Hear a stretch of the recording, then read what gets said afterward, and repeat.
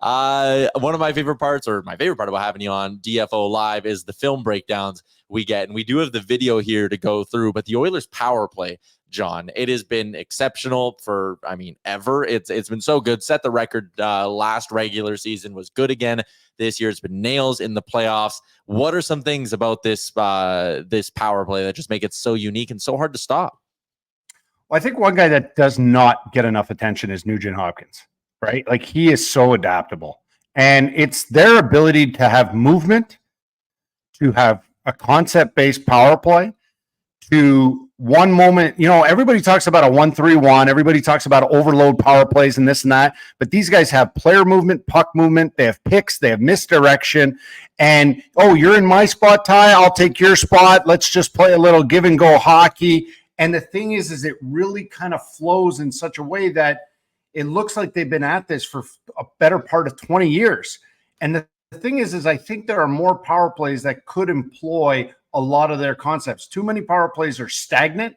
They're too static. They're too obvious. And all of a sudden they run into the playoffs where you face the same team night in, night out. And all of a sudden they can't get out of their own way. And with the Edmonton Oilers, you don't know what look they're going to give you.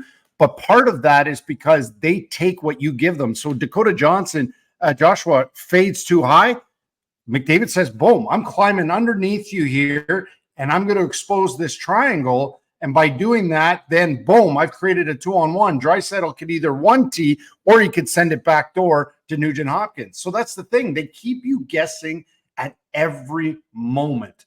And that is hard to defend. You have to be very, very disciplined in saying at the end of the day, 80% of the goals come from the slot. So don't allow seam passes and don't get extended and disjointed away from your structure. I said they're like an elite MLB pitcher who has 8 different pitches, the way that they have all these different looks. And another thing, like, we see them when we watch the games in person, like, they go and they do their little huddle up with their hands over their mouths and they're dialing up plays. The Oilers had the mic'd up moment they shared where Zach Hyman scored against LA. And the first thing he says in the celebration to Draisaitl is, great call, Leo, great call. And Draisaitl says they can't stop that play. Like, I think it's super unique that they have these high-end offensive players, but also the coaching staff, as much as I know Gulletson does obviously work with them, coaching staff also just kind of gives them free reign too, right? And it's like, hey, boys, you go do whatever the hell you want to do out there. Coaches that do not build partnerships, especially with special teams, lose a major opportunity to create a situation where players feel like they have ownership on the power play. When players truly feel that they have ownership on the power play, it's like the sky's the limit.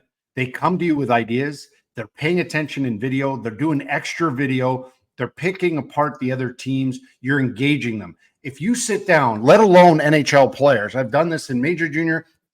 Heck, one of the players that actually taught me to embrace this was Jonathan Drouin at 15 years old. He walked into my office and said, I want to play in the Pavel Datsyuk spot. I said, okay, let's expand, because everybody always talks about the half-wall guy being on his off wing. And Joe walks in and goes, he's 15 years old. He goes, I want to be a left shot on the left side. So anytime anyone pressures me, I could still make a pass on my forehand.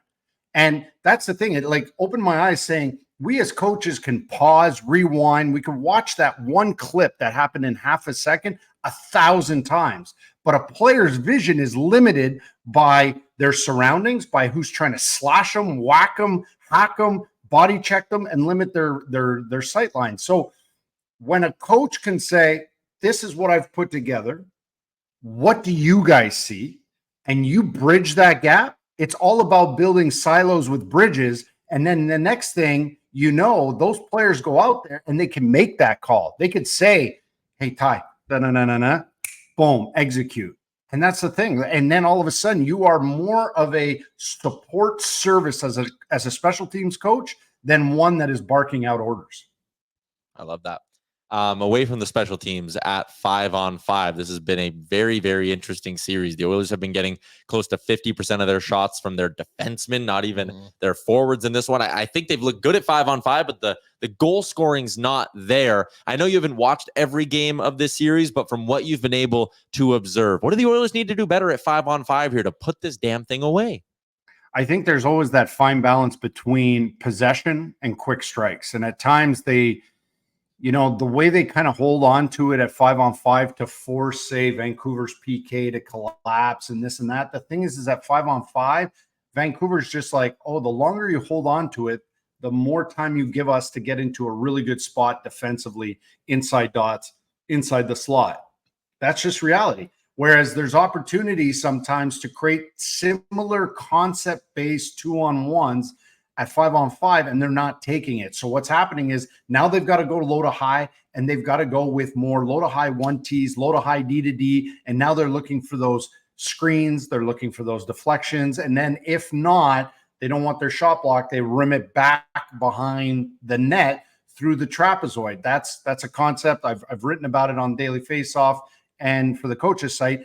Any puck that travels through that trapezoid area, it actually boosts scoring because you're collapsing the goalie, let alone the defenders, and now they've got to turn their back. So there's an element of making those plays for it to open up, but at some point, if that's all you're doing, it's probably because you're holding on to pucks as forwards a little bit too long, and there's got to be a little bit more kind of give, go, quick strike, recover, possess, repeat. And then you constantly try to repeat that every 5, 7 to 9 seconds, and scoring will go up exponentially. So I think that's what they've got to look at doing and not allow Vancouver to always get into a better defensive posture.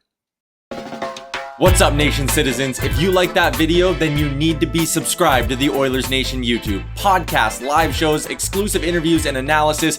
Everything you need from your favorite voices at Oilers Nation. And you don't want to miss any of it, so hammer that subscribe button.